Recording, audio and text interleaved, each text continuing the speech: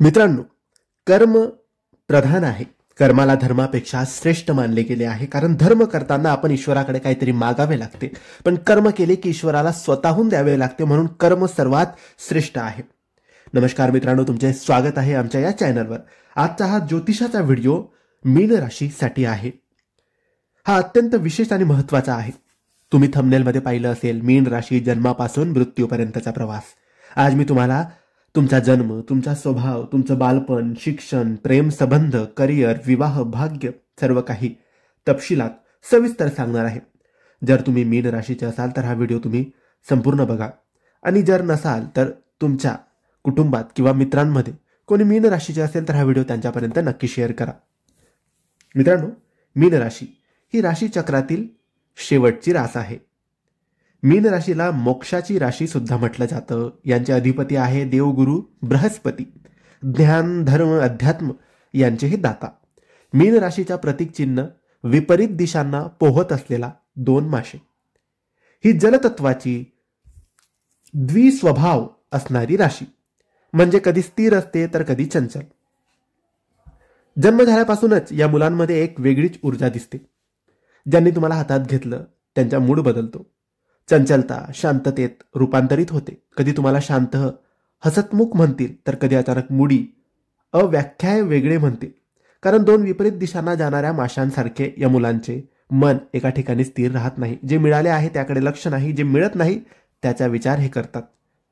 शाळेत सुरुवातीला शांत, कूल, स्वतःच्या विश्वात राहणारे, पण एकदा मित्र झाले की अटॅचमेंट खूप मजबूत असते. मित्र तुमचे कौतुक करणारे, हा खूप शांत, समजूतदार, चांगला आहे असे म्हणणारे, पण आतून हे व्यक्ती खूप खोल विचार करणारे, प्रॅक्टिकल आणि भावनांनी भरलेले असतात. मेष राशीचे प्रेम, भावना, नात्याला समर्पण असते. कारण 5th लॉर्ड आहे चंद्र. प्रेमात खूप जास्त भावनिक असतात. कधी हसणे, कधी रडणे, कधी मूड स्विंग. लैला मजनू प्रकारचे अतिभावनिक प्रेमही त्यांना होऊ शकते. परंतु वाणीवर नियंत्रण नसल्यास नात्यात तणाव निर्माण होऊ शकतो. कारण 2nd लॉर्ड आहे मंगळ.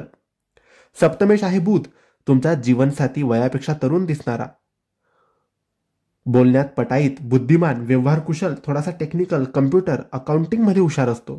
मॅरिड लाईफ साधारणतः चांगली राहते. फक्त वाणीने भान आवश्यक असते. भाग्याधिपती आहे मंगळ आणि दशमेश आहे बृहस्पती. या वयात तुमच्या जीवनात मोठे बदल होतात, म्हणजे 27 ते 28.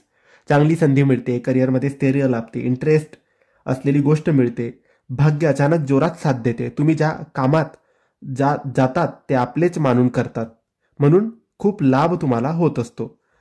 त्यापैकी अजून बऱ्याचशा गोष्टी असतात ज्या तुम्हाला लाभ देतात, जसं टीचिंग प्रोफेशन किंवा professor, lecturer, counselling, banking, documentation, management यासारख्या फील्डमध्ये तुम्हाला चांगले लाभ मिळतात.